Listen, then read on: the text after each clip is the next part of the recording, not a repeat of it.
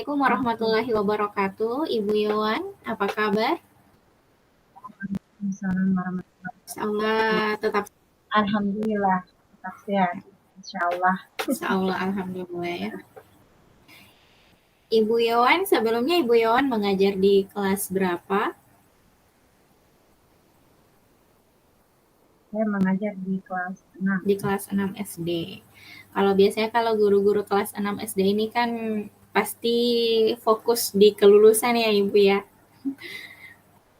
Iya, karena mau mengantarkan anak-anak masuk ke SMP. Jadi kira-kira apa yang mau kita capai? Mungkin tujuannya Ibu apa? Seperti apa tujuannya Ibu? Tujuan saya untuk di kelas 6 ini sebagai sekolah di kelas 6 mencapai kelulusan 100%. Mencapai kelulusan anak murid kelas 6 itu 100%. Betul sekali Bu, memang ya harapan kita itu pasti ingin anak-anak kita lulus 100%, jadi tidak ada yang tertinggal. Barangkali Bu, sebelum ke situ mungkin ada hambatan-hambatan Ibu atau tantangan untuk mencapai hal itu? Ada hambatan yang pertama itu dari orang tua siswa sebagian kecil juga. Orang tua siswa yang bukan ini itu lebih kayak ini SDM-nya di bawah. Jadi untuk memotivasi siswa itu banyak kurang begitu.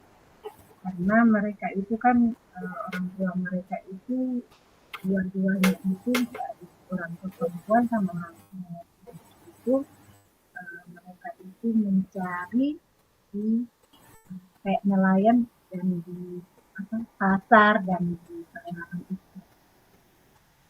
Kemudian yang kedua itu mungkin pengaruh lingkungan juga Ibu Des, lingkungan yang kayak ini, lingkungan di situ itu lingkungan khususnya untuk siswa saya yang berada di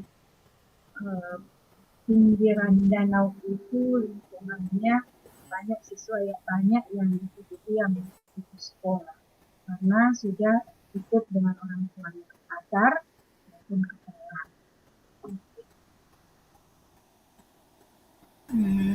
Jadi seperti itu ya tantangannya karena memang ada faktor lingkungan di sini berpengaruh ya Ibu. Kira-kira kalau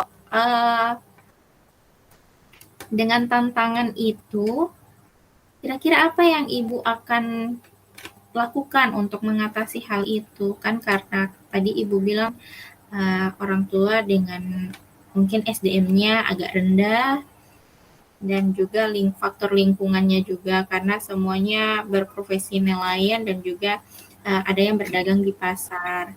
Nah,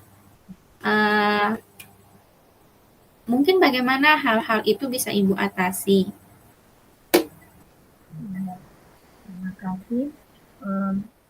Yang pertama itu saya melakukan pendekatan dengan orang tua ya melalui home visit, kemudian pendekatan yang lebih ini lagi dengan dinas yang terkait, kemudian dengan komite, di mana ketua komite yang ada di sekolah saya itu khususnya kebetulan beliau adalah seorang ayahanda yang ada di desa itu. Kemudian di samping dari pendekatan melalui orang tua, dari pokoknya stakeholder yang terkait dengan pendidikan, saya juga sering kayak ini merayu siswa dengan lebih ke apa sih keinginan siswa, apa sih yang potensi siswa yang bisa saya bisa menarik mereka untuk sekolah.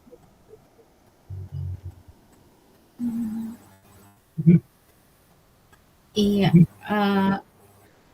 dengan kalau yang Ibu sebutkan tadi itu benar-benar sebenarnya sudah setidaknya sudah mulai mengatasi masalah ya Ibu ya. Barangkali mungkin Ibu sudah berapa lama jadi guru kelas 6? Saya guru kelas 6, alhamdulillah sudah 4 kali, berarti 4 tahun, 4 kali yang lulus, berarti 4 tahun Ibu Des ya. Sebelumnya saya mengajar kelas 2 dan alhamdulillah setelah ini dipercayakan saya mengajar di kelas 6. Sudah 4 kali untuk yang lulus. Berarti selama 4 kali kelulusan itu berapa persen di setiap kelulusan? Apakah semuanya 100% atau seperti apa? Terus terang Ibu Des, kemarin waktu tahun pertama saya mengajar di kelas 6, terus terang saya sangat bercampur aduk, dengan ada kekecewaan, rasa bersalah, punya sedih karena ada salah satu siswa yang sudah mengikuti ulangan semester 1, tapi setelah itu sudah tidak sekolah lagi, tidak mengikuti ulangan semester 2 dan sampai tidak mengikuti ujian dikarenakan satu dan lain hal, dan itu yang membuat saya merasa gagal di situ dan sedih di situ. Betapa kecewanya saya karena saya sudah cukup berusaha, saya sudah datangi orang tuanya, sudah datangi siswanya, tapi oleh karena alasan yang sangat tidak bisa saya ini tidak bisa ditarik ulur karena sesuatu yang sudah terjadi pada anak tersebut. Dan anak tersebut anak perempuan, dan itu yang membuat saya menangis Ibu Des, terus terang. Karena di situ itu kasihan ya, udah kelas 6 ya. Iya.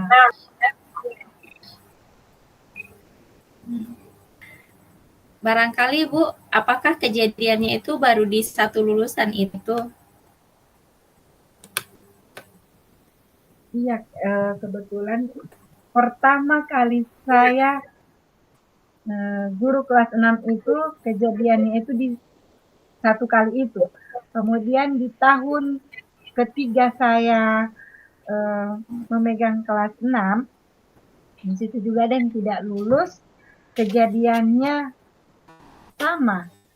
Itu bukan maksudnya sama perempuan lagi yang tidak lulus karena itu broken home, jadi anaknya itu sudah yang tidak ada yang bisa mau lari sama ayahnya juga kayak tidak mau lari.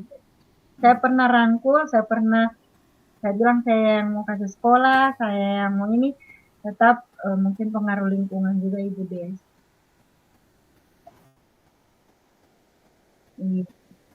Betul sekali. Karena memang ada beberapa hal yang memang tidak bisa kita paksakan kan.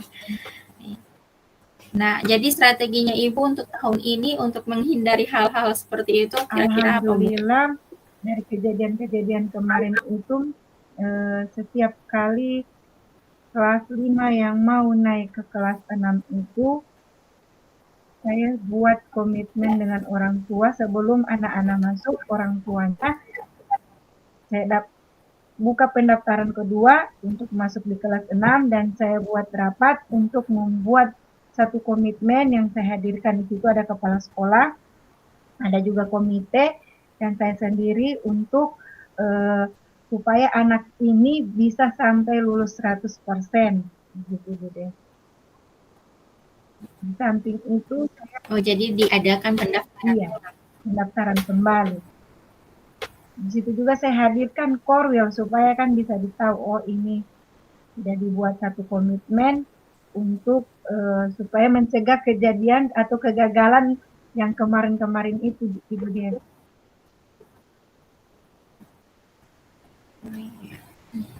Betul sekali ya, langkah yang Ibu sudah buat itu sudah langkah yang sangat tepat.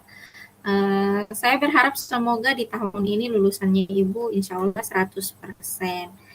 Jadi barangkali mungkin tentu ya kalau untuk mencapai kelulusan 100% itu kan selain melakukan pendaftaran ulang dan sebagainya yang sudah Ibu lakukan, mungkin juga Ibu harus berfokus pada kegiatan-kegiatan pembelajaran. Jadi kegiatan pembelajaran mungkin bisa ditingkatkan untuk supaya anak-anak ini nilainya bagus dan bisa lulus sesuai dengan nilai mereka. Nah, tadi Ibu sudah sebutkan mungkin langkah yang sudah Ibu lakukan terkait kelulusan ini. Barangkali untuk dalam kegiatan pembelajarannya seperti apa, Bu?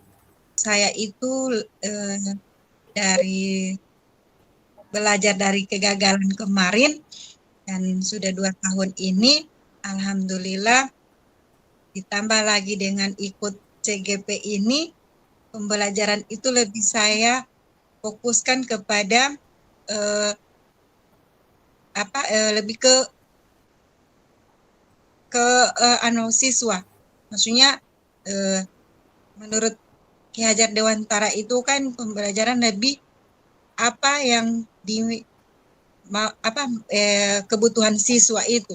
Kemudian yang berikut saya tidak menonton di situ, maksudnya biasa kan cuman kasih soal melalui LCK atau apa. Kalau saya itu lebih suka ke Google Form agar bisa menarik siswa untuk bisa belajar. HP yang digunakan itu bukan cuma untuk bermain, tapi untuk pembelajaran juga. Jadi di situ saya bebaskan untuk anak-anak, misalkan saya beri tugas melalui Google Form, kemudian mereka bisa kerjakan melalui HP. Karena melalui HP itu saya lihat dibandingkan dengan soal yang ada di lembaran soal, mereka lebih fokus ke di Google Form itu, Ibu Des, mungkin lebih menarik atau bagaimana. Kemudian pembelajaran yang berikut, saya lebih fokuskan ke, misalkan kalau 2 hari atau 3 hari di dalam kelas, itu saya bawa keluar sekolah atau belajar dengan alam. Supaya anak-anak itu tidak monoton di dalam kelas, karena biasanya kita saja kalau setiap harinya di situ tetap ada rasa jenuh begitu, Ibu Des. Iya. Ya. Tadi dari apa yang Ibu sampaikan itu saya melihat bahwa strategi pembelajaran yang Ibu akan laksanakan, yang Ibu sudah laksanakan itu sudah luar biasa ya, karena sudah memanfaatkan juga teknologi sesuai dengan perkembangan zaman. Kemudian Ibu juga menciptakan lingkungan kelas yang nyaman, jadi tidak melulu di dalam kelas, tapi juga Ibu bawa ke luar kelas. Barangkali memang strategi-strategi yang sudah Ibu rancang itu sudah sangat luar biasa. Semoga saya berharap nanti ke depannya ini akan membuahkan hasil yang sangat baik. Terutama nanti murid-muridnya Ibu bisa lulus 100%. Amin. Amin, ya. Mungkin barangkali hanya itu saja, Bu. Nanti insya Allah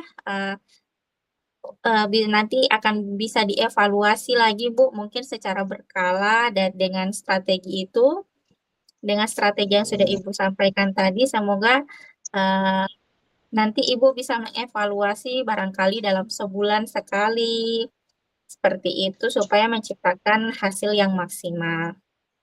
Iya. Mungkin ada yang bisa dari percakapan kita hari ini, mungkin ada yang bisa Ibu simpulkan, Bu? Oh iya, terima kasih. Yang menjadi kesimpulan saya untuk percakapan kali ini, di mana saya pribadi sebagai guru kelas 6 untuk mencapai target untuk 100% kelulusan itu, bagi saya tidaklah mudah karena butuh ekstra, butuh pemikiran yang memang super. Kemudian di samping itu awal untuk kita memulai pembelajaran, memulai aktivitas itu perlu kematangan di mana kita harus ada persiapan atau kayak ini ada RAB-nya supaya rencana ke depan itu kita bisa tahu kita bisa lulus ke 100% Ibu Des.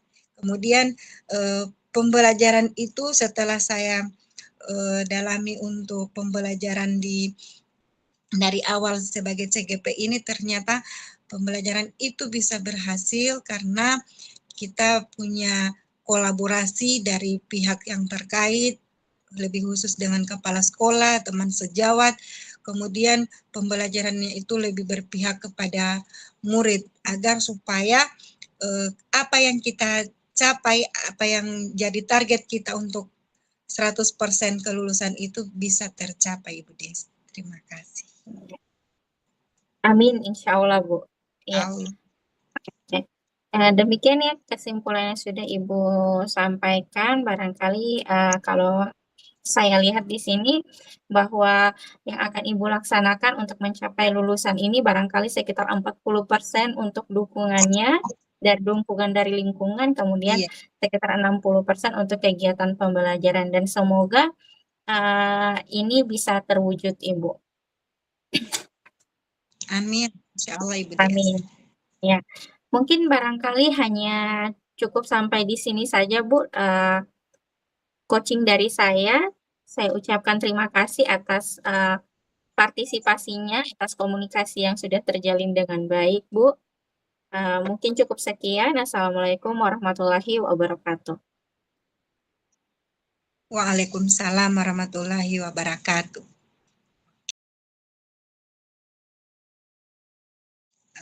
Assalamualaikum warahmatullahi wabarakatuh. Waalaikumsalam warahmatullahi wabarakatuh. Bismillahirrahmanirrahim.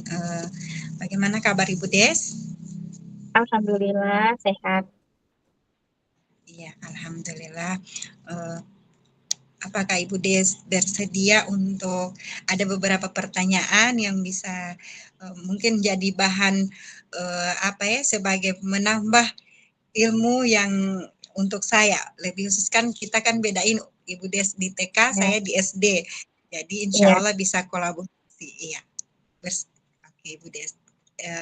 Pertanyaan pertama Ibu Des, kira-kira kemarin itu saya sempat lihat untuk pembelajaran di TK itu dan di SD itu kan tidak sama kan? Kira-kira pembelajaran di TK itu lebih maksudnya lebih berpihak kepada macam ini kan lebih berpihak kepada murid, kalau untuk SD kalau untuk TK itu bagaimana Ibu Des? Iya. Untuk TK itu sendiri kita berbasis pada 6 aspek perkembangan, Bu. Jadi memang di TK itu kita lebih memberikan rangsangan perkembangan. Jadi ada 6 rangsangan perkembangan, yaitu nilai agama dan moral, kemudian ada rangsangan perkembangan sosial emosional, kemudian ada fisik motoriknya, kognitif, bahasa, dan yang terakhir itu seni. Jadi memang itu yang akan kita kembangkan dalam kegiatan sehari-hari, dan 6 aspek itu sudah berada di dalam kegiatan sehari-hari, dan itu sudah terbagi pada kegiatan pembukaan, inti, istirahat, maupun kegiatan penutup. Jadi memang tidak mendikte atau tidak ada kegiatan drilling di dalam kelas, tetapi memberikan rangsangan, dan rangsangan perkembangan itu sendiri indikatornya yang sudah disiapkan dari kementerian, dan kita tinggal menyesuaikan itu. Tidak lupa pula di kegiatan pembelajaran di taman kanak-kanak itu kita berdasarkan pada capaian pembelajaran berdasarkan fase fondasi, dan elemen-elemennya itu seperti budi pekerti, jati diri, itu literasi dan STEAM itu tetap dimasukkan di dalam kegiatan pembelajaran sehari-hari. Seperti itu, Bu. Oh, tadi Ibu Des menyebutkan bahwa ada apa hasil pondasi. Nah, hasil pondasi ini yang bagaimana Ibu Des? Maksudnya Uh, contoh lebih dekatnya Ibu Des, begitu. ya, bukan hasil tapi fase pondasi. Oh, fase, Jadi fase. kan iya kan ada pembagian fase-fase kan. Kalau kita di TK itu termasuk fase pondasi. Jadi Das. fase pondasi itu, jadi mungkin karena disebut fase pondasi, jadi kita itu sebagai dasarnya, kan seperti membangun sebuah bangunan, kita itulah yang membangun pondasinya. Jadi karakternya anak-anak semuanya itu dirangsang perkembangannya dari taman kanak-kanak. Fase fondasi. Kira-kira kan ini menghadapi anak-anak tadi kan ada emosionalnya, ada 6 kan tadi kalau tidak salah saya dengar. Iya. Kemudian anak yang misalkan emosionalnya itu kan biasa kebawa dari rumah. Bagaimana Ibu Des menghadapi di sekolah itu? Memang anak-anak yang membawa masalah dari rumah itu mungkin karena barangkali tidurnya terganggu atau mungkin kesehatannya memang lagi dalam kondisi yang tidak baik. Biasanya kita sebagai guru TK itu tidak serta-merta meminta anak itu langsung bergabung dalam kegiatan pembelajaran. Jadi kita biasanya ada guru lain yang menyambut anak itu, kita berikan dulu, menciptakan dulu posisi nyamannya si anak itu. Jika anak itu sudah mulai nyaman atau sosial emosionalnya sudah mulai membaik, baru kita masukkan ke dalam kelas. Adapun jika anak itu tidak mau masuk ke dalam kelas, kita berikan kesempatan untuk anak tersebut bermain dulu di luar sampai dia mau datang sendiri ke dalam kelas. Jadi tidak dalam keadaan guru-guru itu memaksa. Tapi tidak ini ke orang tuanya, Bu Des. Kayak ini kan, ini anakku yang cuma di luar, tidak ini sama guru-gurunya. Bagaimana itu, Bu Des ya? Karena jadi barangkali mungkin untuk orang tua kan barangkali kalau biasanya mengantarkan anaknya itu mereka sudah tahu kan anak ini dalam posisi lagi tidak mood misalkan. Makanya kita di TK itu berusaha di dalam kelas itu bukan cuma satu guru, jadi pasti ada guru pendampingnya. Jadi si guru pendampingnya ini yang akan menangani anak tersebut. Jadi dia bukan di luar sendirian, tapi tetap ada dalam proses pemantauannya si guru, seperti itu, Bu. Iya. Kemudian, Ibu Des, maksudnya apa DP perbedaan untuk anak usia bagaimana? Anak belajar sambil bermain atau kegiatan bagaimana itu? Perbedaan antara TK sama Iya, kalau di TK itu kan kegiatannya itu belajar melalui bermain. belajar melalui bermain. Jadi belajar melalui bermain. Makanya kalau kita itu kegiatan pembelajaran itu kita lebih sering menyebutnya kegiatan main, bukan kegiatan pembelajaran. Jadi dari kegiatan bermain itu, makanya anak-anak nanti mungkin akan menyerap beberapa kegiatan pembelajaran di dalamnya.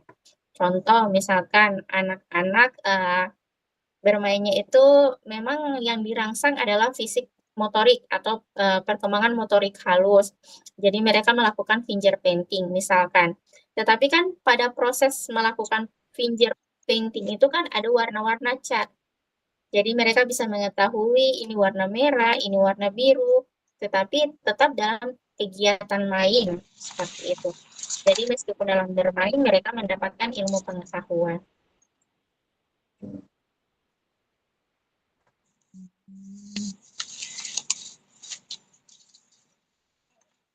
Ada lagi Bu Des untuk apa itu tadi? Kan anak-anak ini sudah diberikan kayak itu tadi itu fingerprinting itu apa dulu orang itu menghasilkan proyek kayak orang itu di SD ada proyek, begitu Ibu Des. Iya, itu kembali lagi di metode pembelajarannya. kan ada yang namanya problem based learning, ada juga project based learning. Kalau project based learning itu pasti mereka menghasilkan sebuah produk. Nah, itu akan menjadi bahan penilaiannya guru, tapi biasanya produk tersebut itu kita lebih ke bukan individu sih, lebih ke kelompok, karena memang untuk membuat sebuah proyek di TK itu kita tidak mungkin secara individu dari masing-masing murid itu kita berikan tugas untuk membuat sebuah produk. Tetapi untuk hasil karya yang barangkali mungkin lebih ke hasil karya. Jadi sehari-hari itu memang ada kegiatan-kegiatan pembelajaran, misalkan meronceng, ataupun kegiatan menyusun puzzle atau bermain maze, itu semuanya kan ada hasil karyanya dan itu merupakan sebuah bisa dinilai dari hasil karya itu atau dimasukkan ke dalam portofolio penilaian. Seperti itu, Bu.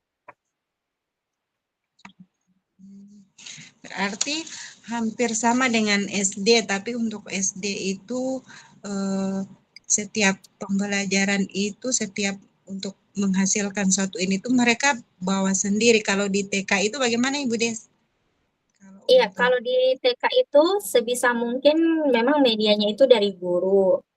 Tetapi kalau ada bahan-bahan loose part, seperti misalkan kita membutuhkan botol bekas, itu bisa dimintakan partisipasi dari orang tua. Jadi kita mungkin memintakan dari orang tua itu sudah membawa. Sudah dipesan ke anak-anak setelah mereka pulang kegiatan penutup pembelajaran hari ini, untuk kegiatan besok itu kan sudah disampaikan bahwa kegiatan main besok adalah ini. Dan apabila kita membutuhkan misalkan media yang harus dihadirkan oleh siswa itu, maka kita sampaikan ke siswa, tapi tidak lupa juga kita sampaikan ke orang tuanya. Jadi berusaha untuk media itu memang dari guru, tetapi untuk beberapa barang yang mungkin ada di rumahnya murid, kita mintakan partisipasi dari orang tua. Oh iya. Oke. Kemudian ada lagi satu Ibu Des untuk kalau kita di SD itu Ibu Des kita sampai ada posisi kontrol, ada manajemen, ada apa begitu ya? Kalau di TK itu sampai di posisi apa Ibu Des kalau bisa saya tahu? Kalau posisi kan dari 5 posisi kontrol itu, kalau kita di TK itu sepertinya kita hanya sampai pada posisi pemantau. Kita belum bisa sampai ke posisi manajer, karena kalau sampai di posisi manajer itu kan kita harus melibatkan bagaimana cara berpikir anak untuk memutuskan sesuatu atau menetapkan sesuatu kalau di posisi manajer. Jadi dari apa yang kesalahan yang dia sudah buat, apa nanti yang akan direncanakan setelah itu sepertinya di anak usia dini belum sampai di situ. Mungkin barangkali memang ada 1-2 anak yang memiliki kelebihan bisa menentukan rencana ke depan, tapi rata-rata murid di TK itu belum sampai ke situ, sehingga saya berkesimpulan, kami semua berkesimpulan kalau di 5 posisi kontrol itu, kita cuma berada di posisi sebagai seorang pemantau. Oh, cuma sampai pemantau. Oke. Oke, Ibu Des. Kemudian kira-kira dari kan kita itu dari SD, SMP, TK itu kan tidak sama dengan PAUD. Kira-kira hal yang menarik untuk Ibu Des sampai terjun ke situ itu, maksudnya kan kalau kita di SD itu, oh kita suka di kelas ini karena ini. Kalau Ibu Des bagaimana menghadapi anak-anak ini, Ibu Des tidak mudah ya, karena ada yang emosionalnya itu yang. Kebetulan saya masuk memutuskan untuk jadi guru TK itu karena memang saya suka dengan anak-anak, saya suka bermain dengan anak-anak, dan saya merasa dunia anak-anak itu unik. Jadi memang tidak bisa ditebak, karena rasa penasaran itulah makanya saya terjun ke menjadi guru TK. Oke, mantap. Oke, Ibu Des, terima kasih. Pertanyaan yang paling terakhir ini, Ibu Des. kira-kira apa kesimpulan Ibu Des dari pembicaraan kita atau wawancara kita pada sore hari ini? Mungkin kesimpulan saya itu terkait kegiatan pembelajaran di TK itu memang tidak sama dengan kegiatan pembelajaran di jenjang-jenjang yang lain atau di jenjang yang lebih tinggi. Karena di jenjang TK itu dia lebih berbasis pada rangsangan 6 aspek perkembangan, di mana kegiatan pembelajaran itu kita lebih mengenal dengan kegiatan main, di mana anak-anak belajar melalui bermain. Dan kegiatan belajar melalui bermain itu bisa kita wujudkan dengan model-model pembelajaran seperti model pembelajaran problem based learning ataupun project based learning, di mana di segi asesmen atau penilaian itu kita bisa menggunakan teknik observasi dengan instrumen checklist, kemudian menggunakan hasil karya dan juga foto berseri, dan juga yang terakhir itu ada catatan anekdot. Untuk tantangan saya sebagai guru TK memang ya untuk menghadapi anak-anak di TK yang datang dalam keadaan dalam posisi yang belum siap sepenuhnya, barangkali memang karena datang tidak mood atau dalam kondisi kesehatan yang tidak baik, itu menjadi tantangan kita tersendiri sebagai guru TK, tapi memang untuk mengatasinya setiap anak yang datang ke sekolah atau setiap anak yang datang ke TK itu kita tidak memaksa mereka bisa masuk bergabung di dalam kelas untuk melakukan kegiatan main. Jadi kita selesaikan dulu masalah-masalah yang dibawa dari rumah itu di luar kelas, baru kita menunggu. Sembari kita menunggu kapan anak itu siap masuk ke dalam kelas. Mungkin seperti itu, Bu, kesimpulan saya dari percakapan kita. Oke, terima kasih Ibu Des. Banyak yang saya dapatkan dari percakapan kita pada sore ini, di mana untuk menghadapi anak tidak sama dengan jenjang-jenjang yang ini kan, yang tingkat SD, SMP, ya. Kemudian belajar untuk anak TK itu kan belajar sambil bermain ya, belajar melalui bermain. Melalui bermain, iya. Banyak yang saya dapat Ibu Des, insya Allah ke depan kira-kira saya akan kembali ke kelas 1 supaya bisa lagi bisa diterapkan di kelas 1. Karena karena mungkin kadang guru kita di SD itu kan ada yang keluar, ada yang jadi kemungkinan kan tidak diminta-minta kelas 1 ya saya yang duduk di situ. Jadi banyak yang saya dapat dari Ibu Des.